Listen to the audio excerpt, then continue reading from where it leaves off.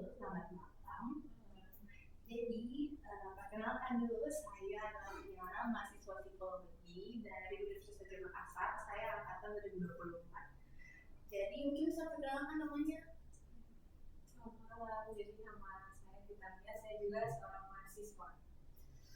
Oke, jadi saya berterima kasih untuk kita sudah datang menjadi narasumber di wawancara informasional kali ini. Nah, untuk tema wawancara sendiri itu mengenai gambaran kepercayaan Gen Z terhadap konten berbau politik di TikTok. Sebelumnya pernah mempunyai TikTok? Iya, pernah. Jadi ceritakan seberapa sering bermain TikTok atau membuka aplikasi itu? Kalau saya sendiri sangat sering membuka aplikasi TikTok, apalagi kalau lagi kosong waktu. Baik. Kalau begitu, bisa ceritakan konten-konten apa saja yang dilihat pas membuka TikTok? Konten dari beauty influencer, dari apa saja yang viral, dari maraton, terus sekarang juga ada inisiatif gubernur Maluku. Jadi, karena sudah diberitahu beberapa konten-konten yang saya muncul, pernah tidak muncul konten berbau politik di follow page atau TikTok? Pernah. Nah, bisa kasih tahu kapan itu terakhir kali dilihat konten yang berbau politik di TikTok? Kayaknya kemarin juga ada, dan paling sering itu kayak inisiatif atau tidak, karena saya dari Palu, kayak wali kota dari kota Palu itu sering. Bisa kayak ceritakan lebih lanjut kayak konten yang berbau politik itu enggak? Kalau yang inisiatif itu paling sering politik yang berkaitan sama kinerjanya, terus pada suaminya juga, terus itu Megawati dari PDIP. Kita kayak pas lihat konten itu kayak reaksinya kita pasti lihat konten bagaimana. Menurut itu siapa yang kayak konten bagaimana, kalau misalnya pas sharing terus sama suaminya itu kayak ada diskusinya, terus kalau kayak Megawati, kalau saya jadi Megawati dengan konten yang agak menjelekkan nanti kadang ada juga yang semangat. Kalau misalnya kayak wali kota Palu itu kayak ada perasaan kayak bisa bangga, kayak senang. Jadi mungkin kayak pas melihat konten itu tuh apa yang muncul di pikiran kita? Yang muncul kayak kan saya bandingkan bagaimana caranya, bagaimana sih itu berkembang, dan bagaimana caranya mereka mengayomi warga, menyelesaikan masalah. Kayak jadi bisa nggak ceritakan kenapa bisa berpikir seperti itu pas melihat konten itu?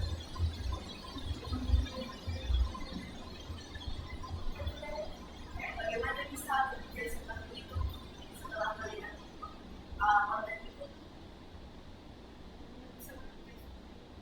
Bagaimana bisa pikiran itu muncul? Apa sih itu kayak kadang kan orang bikin konten itu kadang memberi opini, jadi kayak saya nggak tahu orangnya sendiri bagaimana, cuma kayak dari yang saya lihat dari sosial media begitu, jadi yang saya rasakan juga sebagaimana yang konten yang itu.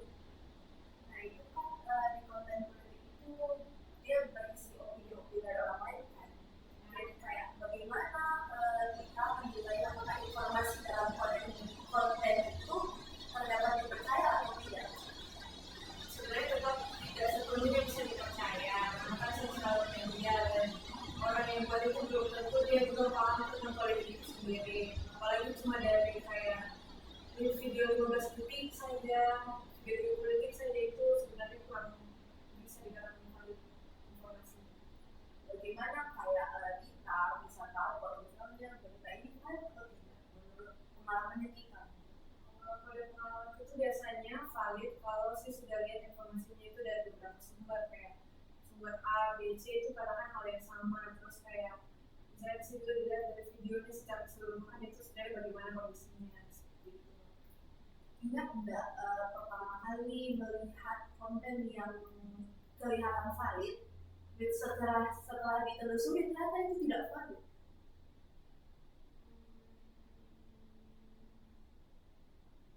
Valid tapi ternyata tidak valid. Kayak kelihatan valid pas awalnya, tapi setelah kayak ada berita-berita lagi beredar, ternyata konten itu hoax atau tidak valid. Nah, Karena mungkin tapi saya pernah. Oke. Jadi bisa kasih tahu Kak, ke saya informasi politik apa yang menurutnya kita itu valid dan tidak valid.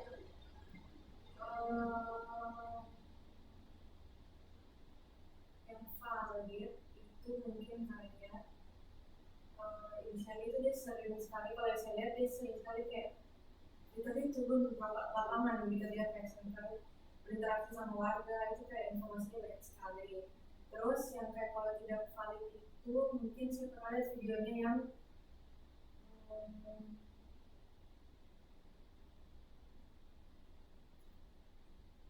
mungkin boleh kayak cara-cara yang bisa Ibu Megawati gitu kan, agak sensitif dan berbeda dari apa yang dia katakan.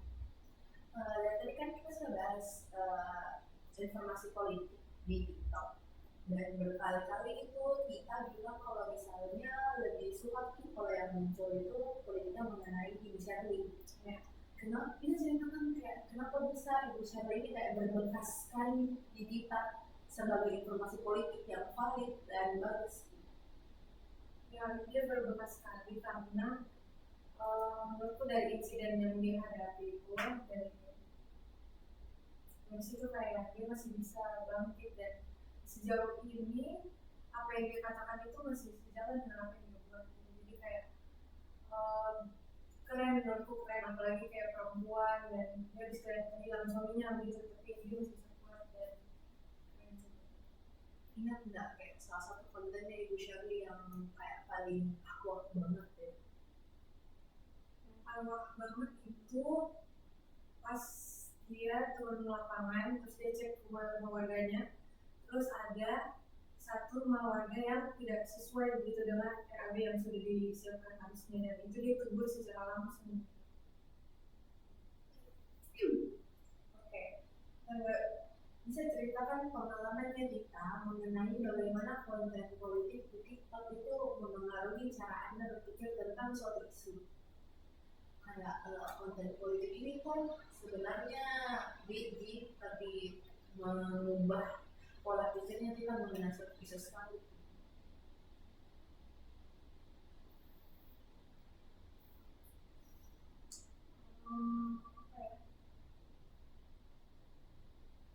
Jadi kayak pernah muncul kayak konten politik itu yang memengaruhi cara berpikirnya kita, kayak misalnya begini, sebenarnya kita nggak suka sama orang ini, tapi pas ini konten politik muncul itu memengaruhi cara berpikir kita kepada orang ini gitu.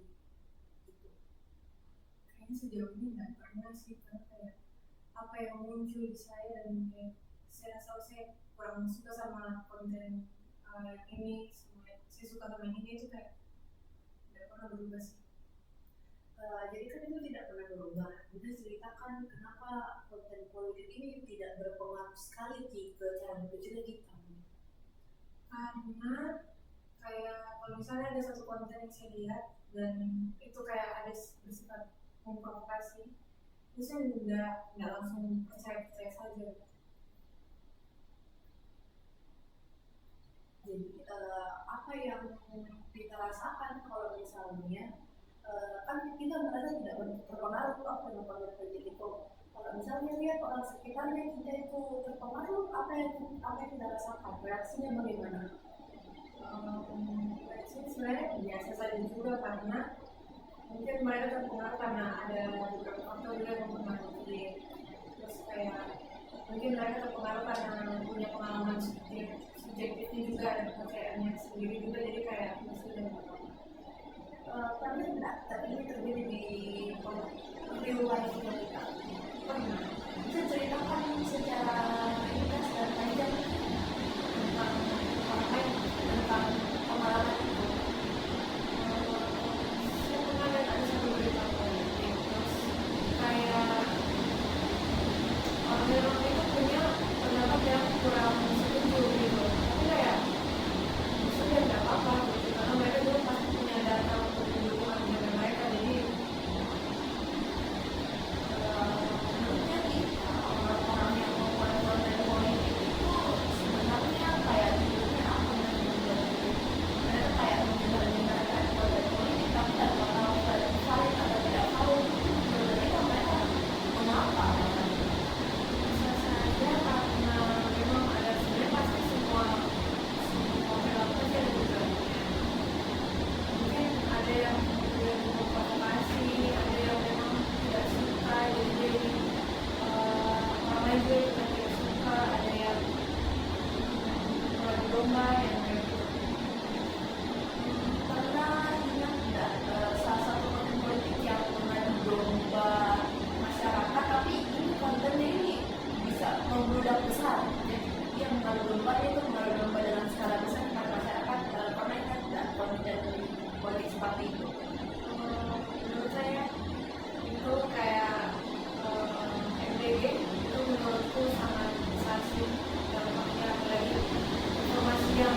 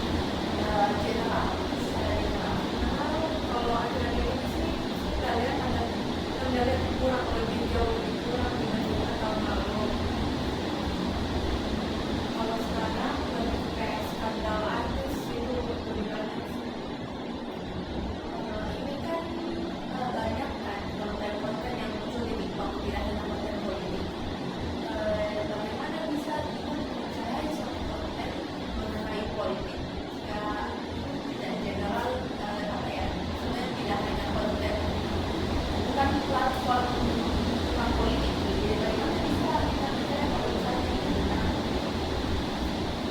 Saya percaya itu benar kalau misalnya saya kan tidak terlalu into politik, dan kalau informasi itu sudah berulang-ulang kali dan sudah dikonfirmasi sama pihak yang memang bisa dipercaya, itu kayak oh pokoknya saya tunggu kayak sudah dikonfirmasi dulu, aku kayak tidak cuma satu dua orang lah yang validasi. Karena kita tidak semua konten berlayar politik, tapi itu didasarkan oleh gengsi. Misalnya kayak isu politik ini tuh diangkat sama gengsi agar menerima isu politik. Belakangan ini informasi politik yang saya dapat itu rata-rata dibawakan sama gengsi, kayak itu MBG saya tahunya dari gengsi juga, terus yang share itu juga saya tahunya dari kayak ini gengsi sih, yang edit-editkan yang kayak berikan informasi. Bagaimana bisa dikatakan kalau konten politik ini cocok untuk gengsi menurut kita? Sebenarnya harusnya semua pemilih politik itu harus semua orang aware, dan cuma gengsi. Cuma kadang kan kayak gengsi itu malas karena sudah hilang kepercayaannya, jadi kayak kalau misalnya mau dibilang cocok sih sebenarnya tidak harus itu cocok gitu, kayak semua orang harus aware. Menurutnya kita gengsi itu hilang kepercayaannya ke konten politik. Kenapa bisa diceritakan?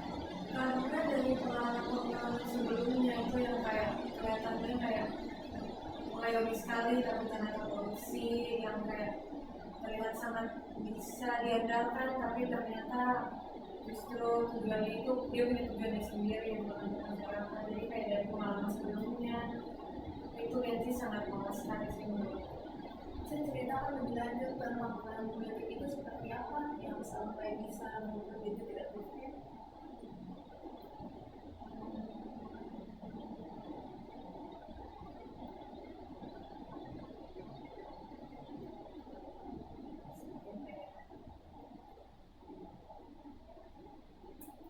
Sejauh ini belum ada terlintas pikiran. Menurutnya kita kan kita ini sebagai gengsi kan, teman-temannya kita, lingkungannya kita yang di luar gengsi itu, apakah mereka lebih aware dengan konten politik di TikTok atau malah di platform politik lain? Kalau di lingkungan itu lebih aware-nya di TikTok, tapi ada juga yang beberapa kayak dari Instagram atau dari berita, tapi jadinya di Apakah mereka tuh cenderung membagikan konten politik itu dari TikTok atau dari platform lain berbeda? kalau zaman sekarang yang saya lihat itu kebanyakan konten TikTok yang diupload lagi di Instagram, jadi kayak kan sumbernya dari TikTok sih. Pernah nggak temannya kita itu mengirimkan konten politik yang tidak valid ke kita? Enggak. Pernah. Kalau itu, kalau yang valid kak, Nggak pernah ada yang bagikan saya konten politik dan sebagainya. kenapa bisa teman itu tidak mengirimkan konten politik ke kita? Saya dengar lagi itu bukan yang kayak nggak tahu ya, cuma kalau kayak teman-teman saya itu kayak biasanya kita bicarakan secara langsung saja apa yang muncul di TikTok, kita jarang kayak membagikan ke konten. Apakah menurut kita itu membagikan konten di platform media sosial itu apakah berpengaruh? Berpengaruh karena kayak ini yang kita bicarakan di real life itu sebenarnya yang sudah dibagikan oleh orang lain itu beberapa kali dari TikTok, jadi berpengaruh sekali. Jadi paling sering itu artinya membicarakan dari hasil konten TikTok. Iya. Paling sering itu membahas mengenai apa secara lihat di konten politik yang dari TikTok itu. Paling sering Atau akhir-akhir ini lah. Akhir-akhir ini, kalau akhir-akhir ini sebenarnya kayaknya belum ada seminar. Tapi kalau yang pernah itu ya ini itu paling lumayan. Jadi kayak pas bicara mengenai berbagai sama media TikTok gitu. Biasanya dibahas di kelas juga, biasanya dosennya juga yang mancing kayak dia dapat dari TikTok terus dia tanya bagaimana pendapat mahasiswa. Jadi dosennya pernah membahas konten politik di TikTok ke kalian mahasiswanya gitu. Iya, dan kita diajak untuk diskusi menurut pendapatnya kalian seperti apa. Bagaimana menurutnya kita sumber yang dipakai sama dosen itu TikTok. Bagaimana menurut kita ini apakah sebenarnya valid memakai TikTok sebagai sumber? Sebenarnya dosenku dia tidak bersumber dari TikTok, cuma dia yang mengusulkan karena kita Gen Z, jadi sering main TikTok dia kayak sambut pautkan dengan konten-konten di TikTok yang lebih sering, terus kayak konten apa sih? Sebenarnya kalau misalnya ada pun teman-teman yang setuju, saya tetap kayak dia sih setuju 100%. Tapi teman-teman itu kayak mereka suka mengkritik yang sebenarnya jarang orang kritik, jadi kayak tapi tidak pernah saya lihat di TikTok dia mereka kritik. Saya ceritakan kayak mereka mungkin sesuatu yang tidak terlalu dikritik itu bagaimana? Kayak saya dengar itu pendapat mereka yang mengenai MBG, mereka bilang kayak kayak itu yang tadi yang kayak kebutuhan orang itu beda, jadi kayak mungkin dia cocok makan minum susu, tapi tidak semua orang kan cocok minum susu, itu yang kayak membuka pikiran kayak juga sih. Gimana tuh reaksi ini Pak kalau misalnya mendapatkan orang lain itu yang punya pendapat yang berbeda tentang politik konten itu? Nggak apa-apa, kayak justru saya pertimbangkan kan kayak mungkin bisa jadi benar juga pendapatnya, pasti ada dasar gitu, enggak kosong-kosong, pasti ada entah itu pengalaman subjektifnya atau mungkin informasi sepenggal yang dia dapat pasti ada. Jadi tadi kan kita sudah bilang kalau misalnya Gen Z itu cenderung akan mencari ke TikTok untuk mengenai konten politik. Menurut kita kalau misalnya Gen sebelumnya itu bagaimana? Kalau di sebelumnya itu saya masih sering dapat kayak mungkin mereka dapatnya dari Facebook, yang menurutku dari Facebook sendiri itu lebih dibuat-buat lagi, dan kadang mereka susah membandingkan antara informasi yang asli dengan AI yang di Facebook. Sekarang kalau di TikTok itu banyak Gen Z yang kayak kasih tahu kayak ini AI ini tidak benar. Menurutnya kita kenapa pemilihannya itu Gen Z lebih ke TikTok dan Gen Z itu lebih ke Facebook?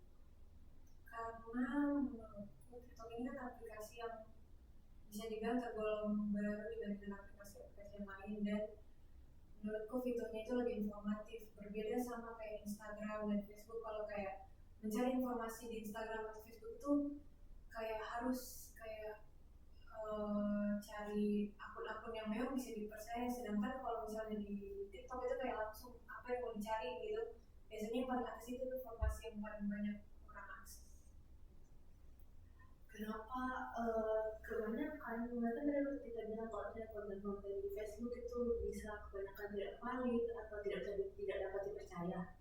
Kenapa bisa demikian? Apakah ada pengalaman tertentu sama mereka bisa bilang begitu? Ada, karena kayak kalau di Facebook itu lebih banyak gengsinya, jadi kayak mereka juga lebih mau teknologi ya, tapi kita lebih jauh mau teknologi dibandingkan mereka gitu. Jadi kayak mereka gampang sekali tertipu, terus juga gampang terprovokasi, terus kayak caranya mengkritik itu beda sama Gen Z. Kenapa bisa kita bilang kalau misalnya Gen Z itu lebih kritis daripada Gen sebelumnya? Karena dari sepengalamanku sejauh ini saya bermain TikTok itu kebanyakan Gen Z mereka belajar dari generasi sebelumnya, kayak harus kalau misalnya mau tahu suatu informasi itu cari dari informasi yang paling valid. Sedangkan kalau Gen sebelumnya itu kayak dari Facebook, apa yang mereka lihat itu mereka percaya, mereka langsung share gitu. Kenapa Gen sebelumnya itu bisa kayak mereka lebih memilih Facebook sedangkan TikTok kan lebih apa ya tadi kita bilang lebih informatif. Mengapa itu jadi seperti lebih memilih di aplikasi Facebook?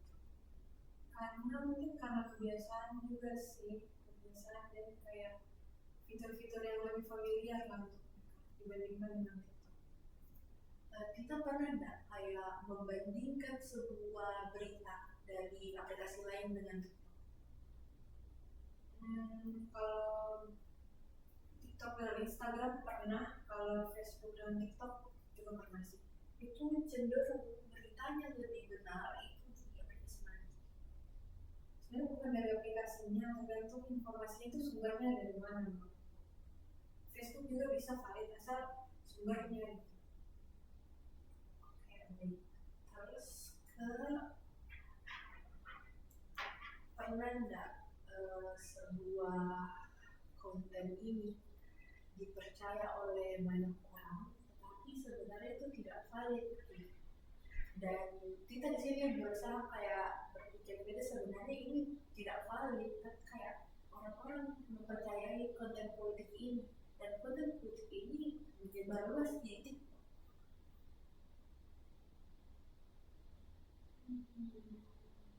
Kayak banyak orang yang percaya hoax ini lah.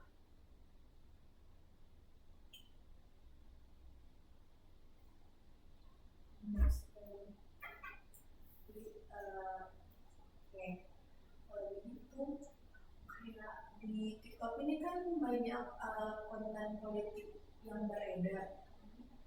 Nah, kenapa banyak orang itu lebih cenderung mempercayai informasi yang diberikan di TikTok? Karena biasanya kalau di TikTok itu kalau ada yang tidak valid, yang itu langsung mengkritik begitu. Dan kebanyakan yang saya lihat mereka langsung sertai sumber atau tidak kayak pokoknya mereka nggak kayak langsung terbawa arus kan. Bisa ceritakan pengalamannya kita pas melihat konten politik di TikTok nggak? Pas melihat konten politik di TikTok, bisa ceritakan pengalaman kita saat orang-orang kayak menyetujui tentang konten politik ini dan kayak konten politik ini benar dan dia juga mempercayainya. Ceritakan. Banyak sekali sebenarnya teman-temanku yang sangat mereka juga tergolong sangat vokal dalam politik dan pastinya itu kayak wow mereka berani mengkritik dan kayak banyak pasti mereka tidak cuma lihat dari satu sumber saja dan menurutku mereka meluangkan waktu untuk itu luar biasa sekali. Kita pernah nggak jatuh di dalam berita hoax mengenai politik di TikTok?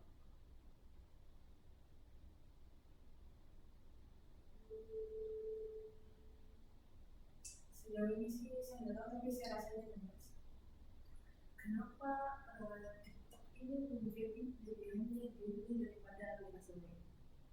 Karena menurutku informasinya lebih mudah diakses daripada aplikasi lain dan kayak lebih informatif. Kalau ada yang salah juga langsung dikoreksi gitu kayak mereka di aplikasi itu tidak takut untuk dikoreksi kalau memang benar gitu dan sumber yang disertakan juga biasanya lebih valid. Menurut kita ada nggak kekurangan dari aplikasi TikTok itu sendiri dalam membagikan konten politik? Menurutku tetap ada karena kayak kalau cuma membagikan kayak video 1 menit dari informasi secara keseluruhan itu menurutku tidak cukup gitu kayak dan kadang beberapa konten itu dibuat bukan untuk memberikan informasi kayak untuk saling ngomong saja untuk saling adu domba dan banyak juga tetap banyak yang terpancing sih juga jadi kayak itu sih. Bisa ceritakan salah satu konten politik yang mengadu domba itu enggak?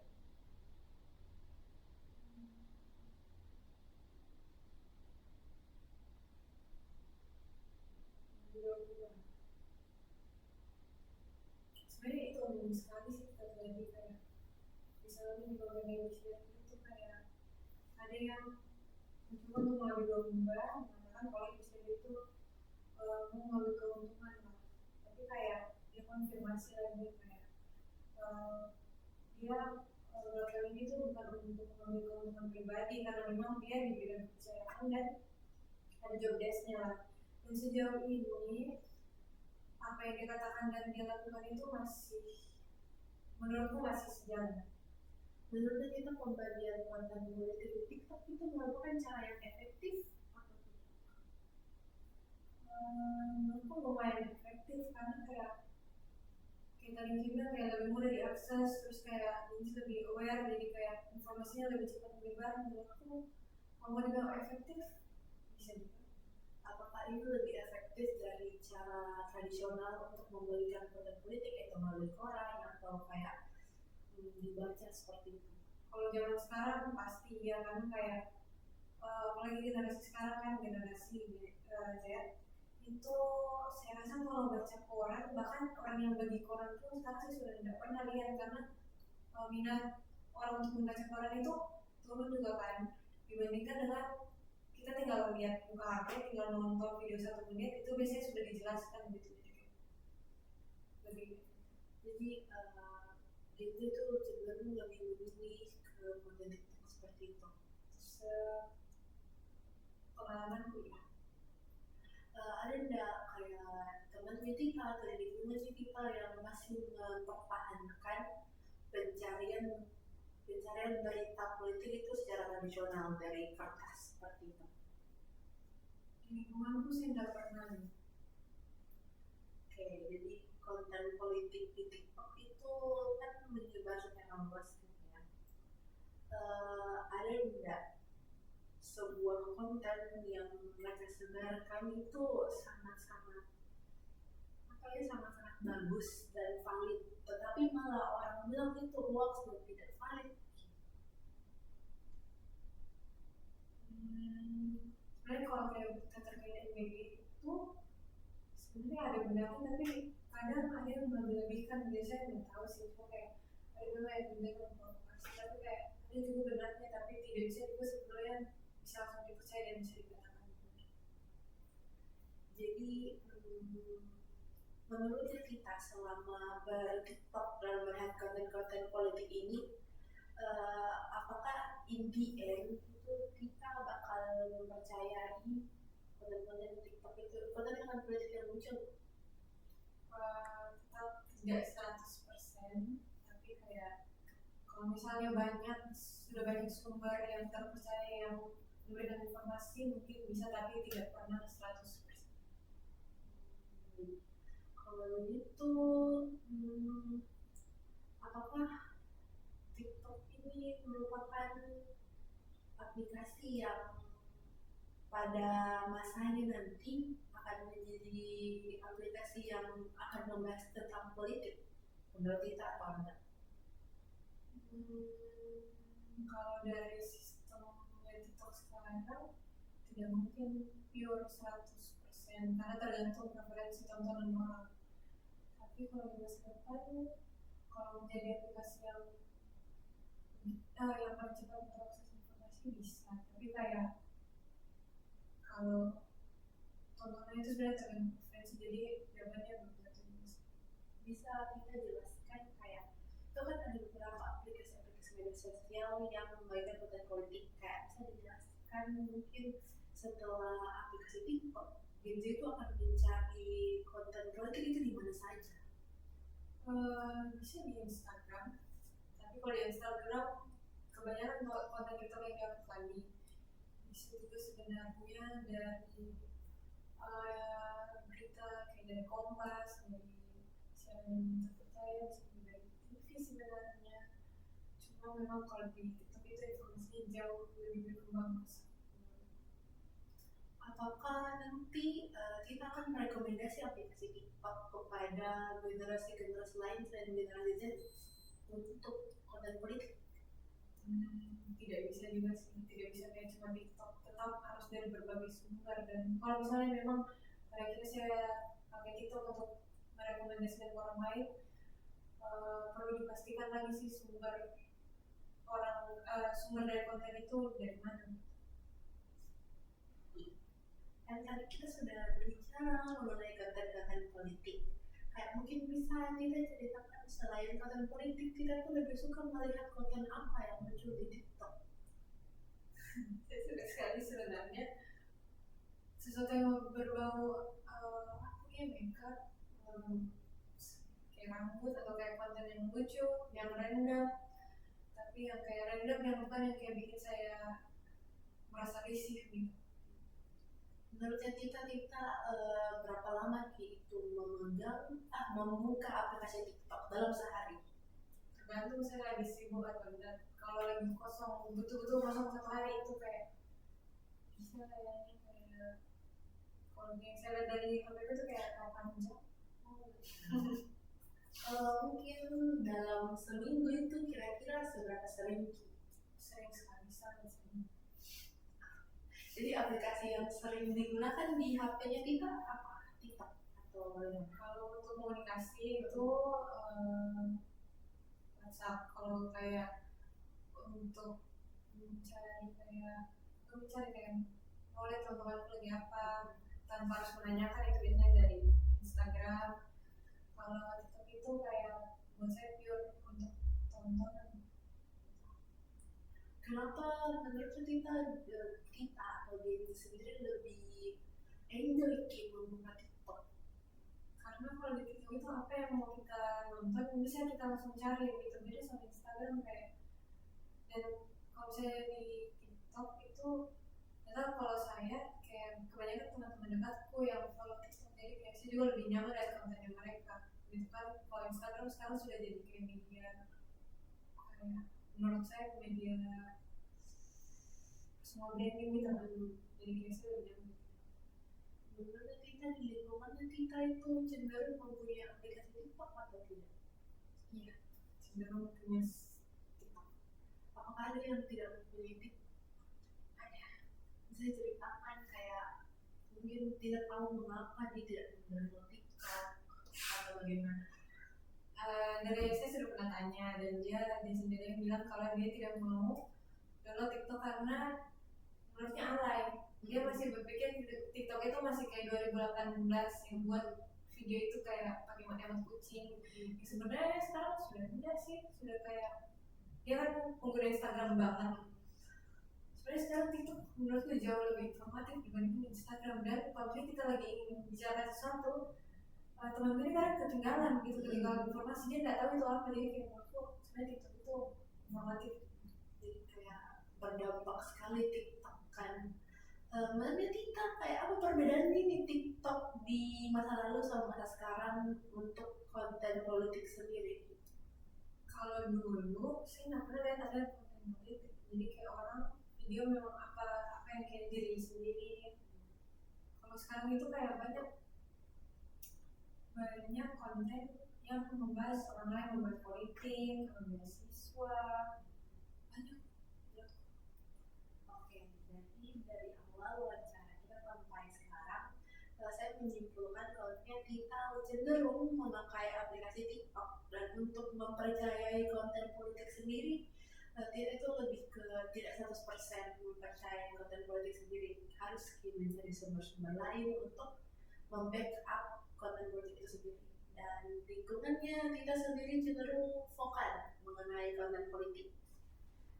Nah, jadi mungkin itu saja wawancara pada hari ini. Saya tidak akan sekedar mengucapkan terima kasih kepada kita untuk menjadi narasumber. Saya ucapkan terima kasih banyak dan wassalamualaikum warahmatullahi wabarakatuh dan selamat malam. Terima kasih Dita sudah menjadi narasumber. Terima kasih sekarang sudah bersedia wawancara saya. Mungkin bisa kasih feedback dari wawancara itu sendiri bagaimana? Sebenarnya kalau wawancara ini takut salah ngomong, apalagi kayak tadi sempat sih nggak tahu kayak ngomongnya kayak mana pertanyaan ini. Terus kayak sebenarnya saya juga tidak sesering itu melihat di TikTok politik, jadi kayak saya juga agak kayak sering skip, apalagi kayak saya sudah dengar kayak di orang yang ini saya skip kan, saya skip juga. Dan saya feedback kamu juga Tiara juga. Kalau ketika Tiaranya cara bertanya juga menurutku bagus dan tidak begitu menekan gitu, jadi saya juga menjawabnya dengan baik. Kayak sebenarnya bintang kenapa bisa saya pilih kita sebagai narasumber? Saya sih nggak tahu kenapa Tiara memilih saya, tapi saya berterima kasih sudah memberikan kesempatan. Kenapa kita malah mau gitu menjadi narasumber pada hari ini? Karena saya paham rasanya mencari rezeki itu sulit diberikan. Apa banget, saya senang banget. Oke, jadi mungkin saya akhiri untuk wawancara kali ini ya. Untuk terima kasih untuk terakhir kalinya.